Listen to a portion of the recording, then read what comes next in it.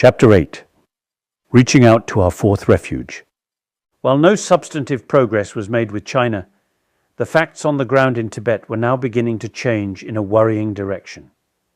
On the one hand, it is true that Tibet had opened up to some extent, and that things were better compared to the period of the Cultural Revolution. On the other, contrary to Hu Yaobang's pledge to reduce the number of Chinese officials and cadres, a massive Chinese migration into Tibet had begun in the name of development. This was profoundly concerning because if left unchecked, it would fundamentally alter the demographics of the region, turning the Tibetan plateau into just another Chinese province, with Tibetans marginalized in their own homeland. The historical evidence of what China had done in the regions of other nationalities was clearly a source of deep anxiety.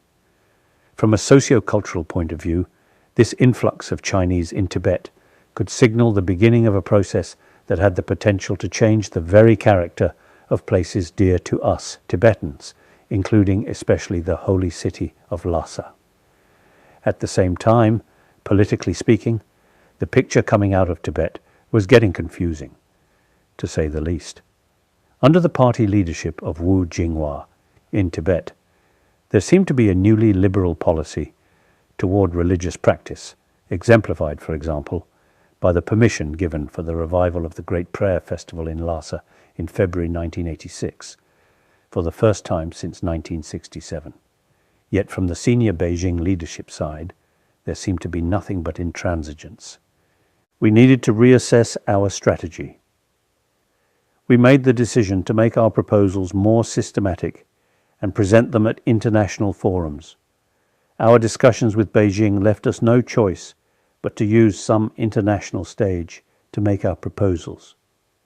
This strategy also allowed us to offer our supporters across the world, who had been patiently waiting to hear the results of our discussions, an opportunity to learn about what our deeper aspirations were.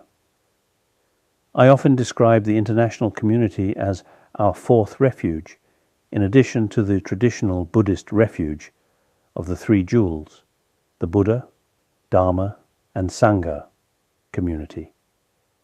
Some of our efforts had an effect. In July 1985, 91 members of the United States Congress signed a letter addressed to the President of the People's Republic of China. The letter expressed support for direct talks and urged the Chinese to grant the very reasonable and justified aspirations of His Holiness the Dalai Lama and his people every consideration. The Chinese, concerned about the growing international attention to Tibet, invited the former US President Jimmy Carter to visit Lhasa in June 1987, followed by the German Chancellor Helmut Kohl in July of that same year.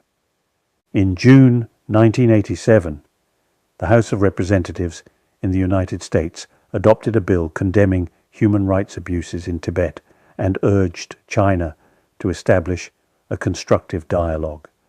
On September 21st of that year, the United States Congressional Human Rights Caucus invited me to address them. I opened with the following: "The world is increasingly interdependent, so that lasting peace, national, regional, and global, can only be achieved if we think in terms of broader interest rather than parochial needs. At this time, it is crucial that all of us, the strong and the weak, contribute in our own way. I speak to you today as the leader of the Tibetan people and as a Buddhist monk devoted to the principles of a religion based on love and compassion." Then I proceeded to lay out a 5-point peace plan as the basis for a potential negotiation with China. They were: first, transformation of the whole of Tibet into a zone of peace, demilitarized so that there could be a buffer between the armies of Asia's two most populous countries, India and China. 2. Abandonment of China's population transfer policy, which threatens the very existence of the Tibetans as a people. 3. Respect for the Tibetan people's fundamental human rights and democratic freedoms. 4. Restoration and protection of Tibet's natural environment and the abandonment of China's use of Tibet for the production of nuclear weapons and dumping of nuclear waste. 5. Commencement of earnest negotiations on the future status of Tibet and of relations between the Tibetan and Chinese peoples. Shortly after, in October, the United States Senate passed the congressional bill that had previously been adopted by the House of Representatives. And in December of that year, President Reagan signed into law the Foreign Relations Authorization Act, which declared that the United States would take the treatment of the Tibetan people into account in its relations with the People's Republic of China, encouraging the Chinese government to respect human rights in Tibet, to reciprocate the Dalai Lama's efforts in establishing a constructive dialogue and calling for the release of political prisoners. The Chinese state media strongly criticized the 5-point peace plan. This criticism, especially of me personally, deeply hurt many Tibetans. Less than a week after my speech in Washington on September 27th, monks from Drepung Monastery protested, carrying a Tibetan national flag and calling for independence. They were arrested. When I heard about the news, I was deeply concerned. Then, on October 1st, monks from Sera Monastery staged a second demonstration, joined by large crowds demanding the prisoners' release, and a major disturbance began. The police station was burned down, and Chinese police opened fire, killing several people. This was followed by a further protest on October 6th. After a lull, on the last day of the Great Prayer Festival on March 5th, 1988, another protest erupted by the monks from Ganden Monastery. This led to spontaneous protests across the country, and martial law was imposed on March 8th, 1988 in Lhasa. All this amply demonstrated that the aspirations of the Tibetan people inside Tibet went way beyond mere economic improvement, not to mention a profound discontent. In the meantime, as I had been invited to address the European Parliament in mid-June, I wanted to take this opportunity to formally elaborate on the 5-point peace plan.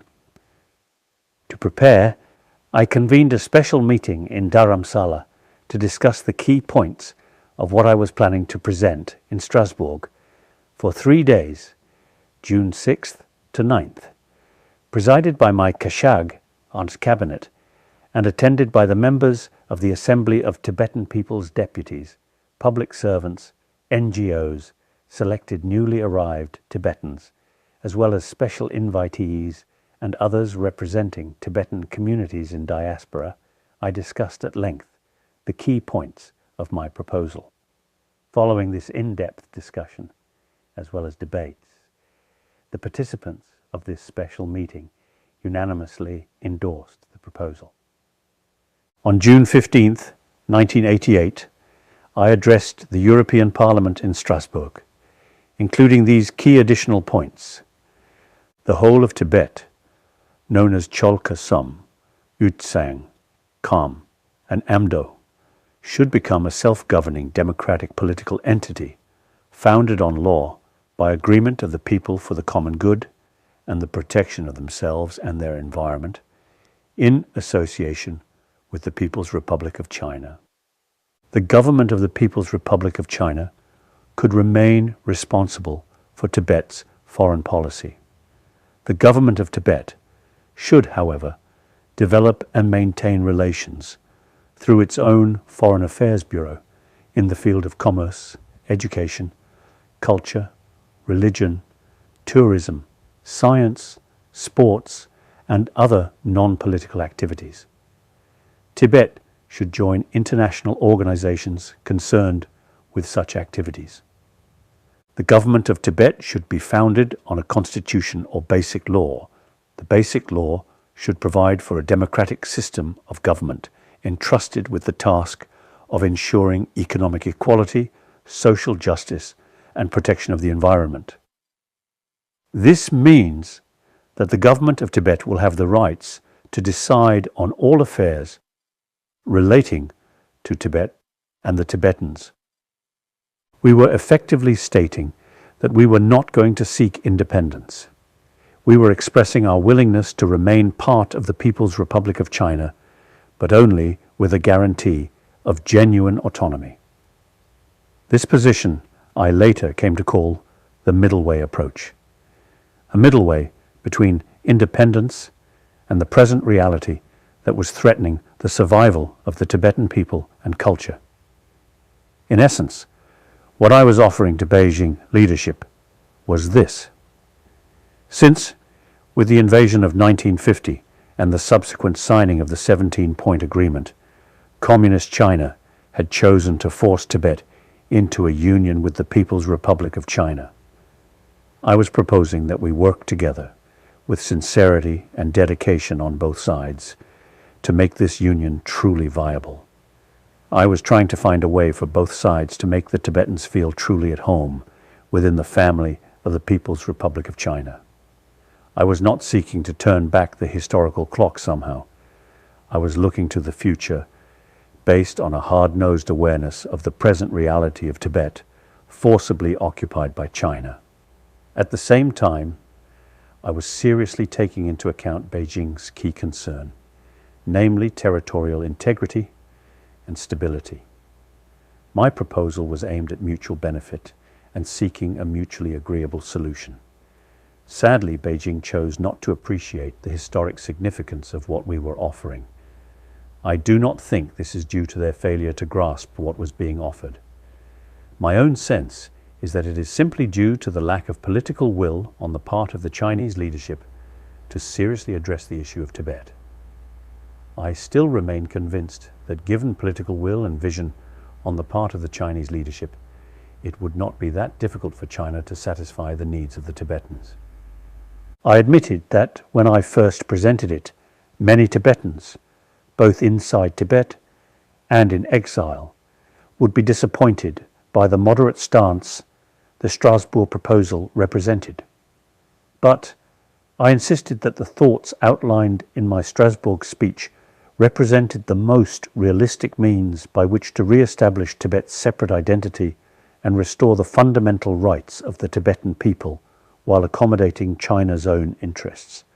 I also stated that it was my wish not to take any active part in any future government of Tibet, but would continue to work as much as needed for the well-being and happiness of the Tibetan people. In fact, the core of what was presented in the Strasbourg proposal had already been shared with the Chinese leadership through my exploratory delegation who met their Chinese counterparts. In Strasbourg, we were bringing these ideas to wider international attention. After my speech at Strasbourg, I visited Switzerland and met with a large gathering of Tibetans there, and I took the opportunity to share my thinking. I knew the moderate stance outlined in the Strasbourg proposal entailed ceasing our advocacy for full independence, which could cause unhappiness among many Tibetans.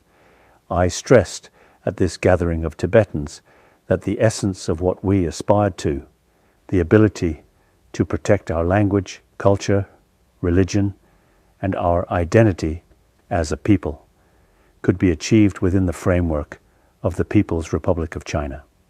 I also pointed out that, given Tibet's status as a landlocked country, from the economic development perspective, we Tibetans might actually stand to gain by such an arrangement.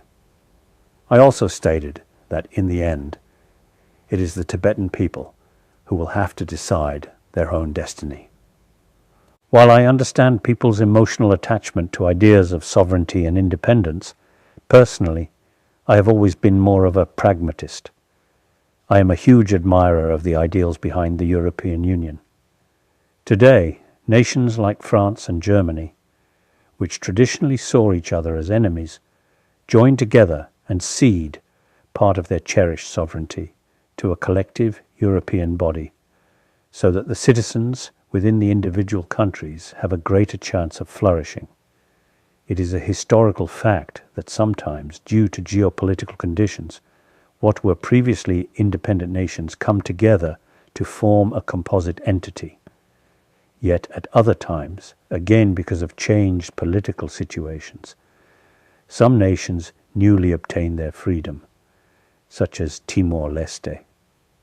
For me at least, what matters is the presence of an adequate structure and framework that ensures the continued survival and thriving of a people with their unique language, culture, and identity. In the immediate aftermath of my Strasbourg proposal, not only was there disappointment among some Tibetans, there were in fact some sharp criticisms of this stance. For example, my own eldest brother, Taktsa Rinpoche, sent a letter to prominent Tibetans in the diaspora criticizing the decision to relinquish the demand for Tibetan independence. He went so far as to characterize our proposal as a sellout. At the same time, the reaction from key Tibetan figures inside Tibet and China was encouraging. In the words of Phuntsok Wangyal, the Tibetan communist, who was my official translator during my visit to Beijing in 1954 to 1955, the Dalai Lama's middle way approach of seeking only a meaningful autonomy for Tibet rather than independence in the present historical context is an expression of the great responsibility he takes in giving serious thought over the fundamental issues. Similarly, another prominent Tibetan scholar inside Tibet stated that because the middle way approach was mutually beneficial to both Tibetans and Chinese, it was the only way to resolve the issue of Tibet once and for all. Let me pause here to address an important question. Sometimes Chinese authorities criticize me for allowing Tibetans inside as well as outside to speak about Tibetan independence. This criticism is premised on the strange idea that somehow I must or should have the power to ban any Tibetan from even mentioning the phrase Tibetan independence. It's one thing for an authoritarian regime to ban free speech and use force when it deems someone has violated the ban. It is something else when it comes to a free and open society, such as the Tibetan community in exile. One of the defining marks of a democratic system is freedom of expression.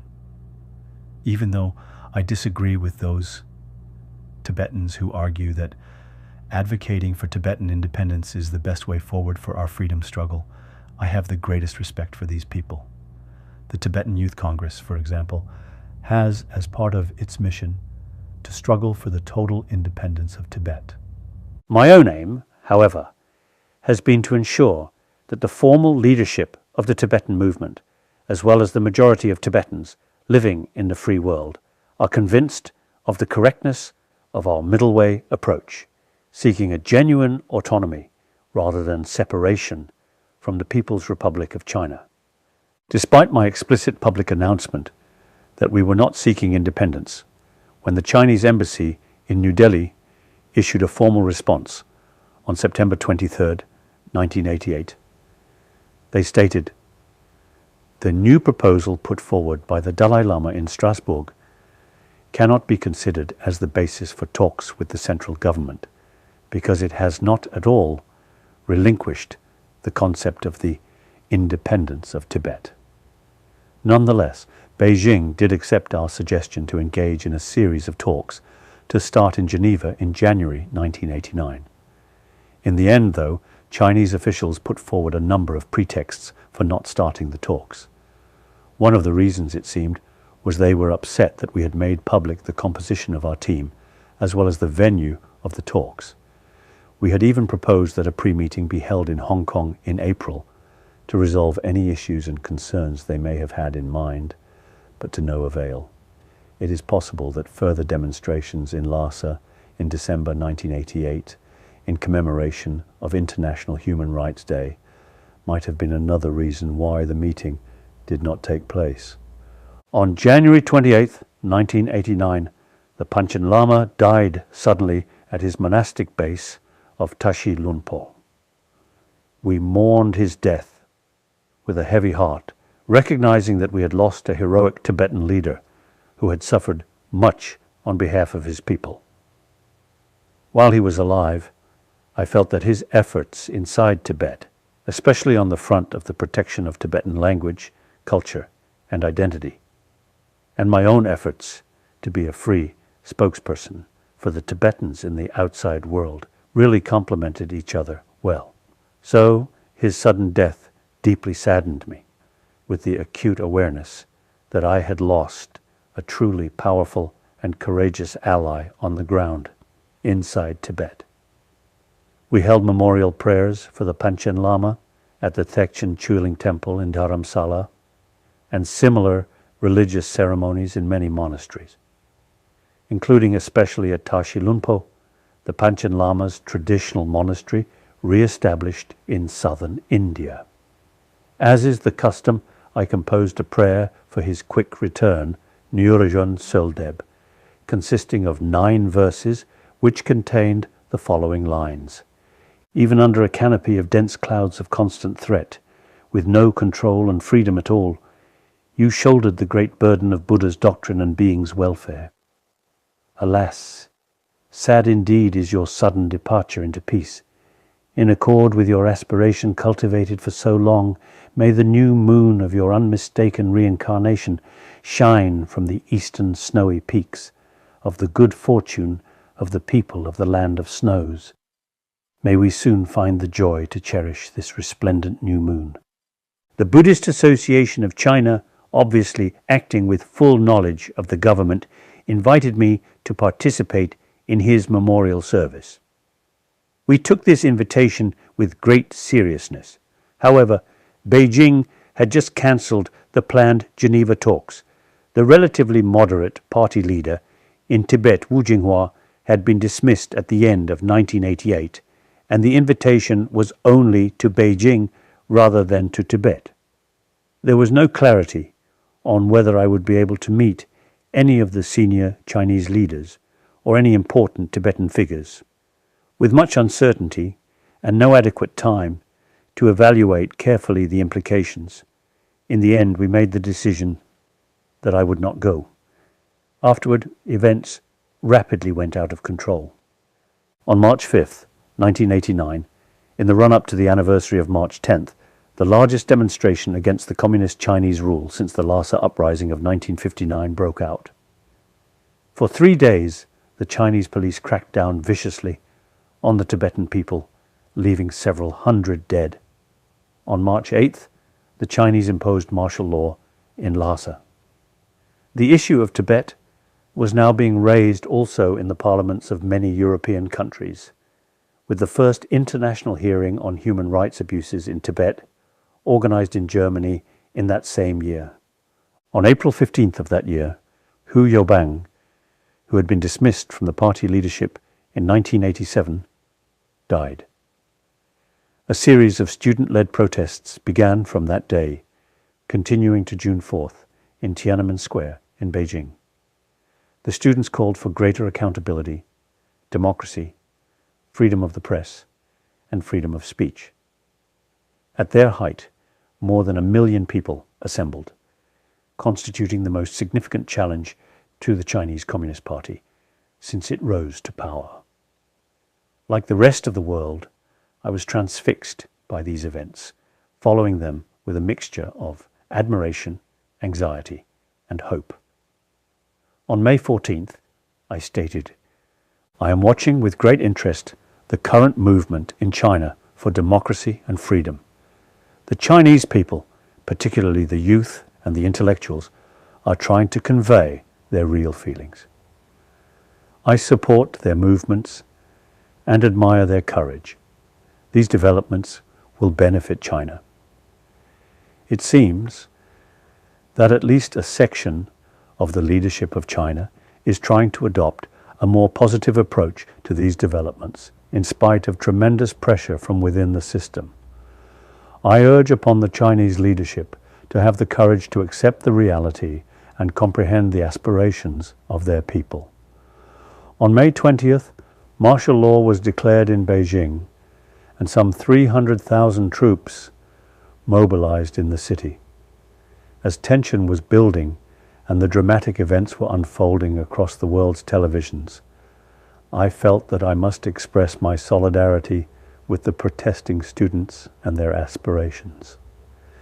Many within my circle advised me not to do so, for it could offend Beijing, with whom we were, after all, trying to negotiate. On June 3rd, 1989, as we all know, the Chinese leadership unleashed the People's Liberation Army on its own people using live ammunition. On the 4th, they sent armored personnel carriers and tanks into Tiananmen Square. To this day, we do not know how many were killed. I was shocked. The sight of the Chinese army killing its own people simply because they were asking for more freedom and a better life was horrifying. I called my secretary, Tenzin Gyatso Tethong, and Lodi Gyari, then in charge of information and international relations, to come to see me at once. I asked them to work on a statement expressing strong opposition to the Chinese government's crackdown and my solidarity with the young Chinese people gathered in Tiananmen Square. They were understandably concerned that such a public statement from me would negatively impact our ongoing discussion with the Chinese leadership. But I said that if I did not speak out now, what moral right would I ever have to speak for freedom and democracy? I reminded them that those young Chinese in the square were asking for nothing more than greater freedom. There are moments in time, especially in which fundamental issues of humanity are concerned, when one cannot remain silent out of expediency or self-interest. So I issued a statement expressing my opposition in the strongest terms against the military actions of the Chinese leadership. I expressed my deep disappointment at the Chinese government's failure to appreciate the true feelings of its people. And mourning the loss of so many innocent lives, I said how I shared in the sorrow of those families, relatives and friends who had lost their loved ones. I can say with confidence that on that day of June 4th, 1989, Tibetans everywhere, both inside Tibet as well as outside it, stood in solidarity with the Chinese people. Later, when I formally accepted the Nobel Peace Prize in Oslo on December 10th, 1989, I began by saying, I accept the prize with profound gratitude on behalf of the oppressed everywhere and for all those who struggle for freedom and work for world peace. I accept it as a tribute to the man who founded the modern tradition of non-violent action for change, Mahatma Gandhi, whose life taught and inspired me. Since I felt it was essential to include a statement about the events of Tiananmen Square in my acceptance speech, I said, in China, the popular movement for democracy was crushed by brutal force in June this year. But I do not believe the demonstrations were in vain, because the spirit of freedom was rekindled among the Chinese people, and China cannot escape the impact of this spirit of freedom sweeping many parts of the world. The brave students and their supporters showed the Chinese leadership and the world the human face of that great nation. While popular movements for freedom in the former Soviet Union and Eastern Europe succeeded, bringing down the Berlin Wall and freeing so many from communist totalitarianism, the student-led freedom movement in Tiananmen did not succeed in bringing down communist China's bamboo curtain. Needless to say, historians and geopolitical experts will seek to understand fully what might explain this contrast. At the risk of sounding simplistic, two things come to mind. One is that communist China's People's Liberation Army, despite its name, was willing to shoot its own people, which was not the case with Eastern Europe. Second, in Eastern Europe, when the challenge to power came in the form of popular movements for freedom, the momentum had the backing of pretty much the entire population. In the case of Tiananmen Square, even though protests supporting the student-led movement did spread to several hundred towns and cities in China, it did not seem to have reached a critical mass that could have made a real difference. But I do not believe, even for a second, that Tiananmen Square marks the end of the Chinese people's quest for greater freedom, dignity, and democracy. It is not surprising that Tiananmen Square, though not related directly to Tibet, had a significant impact on our attempts to come to a negotiation with the Chinese.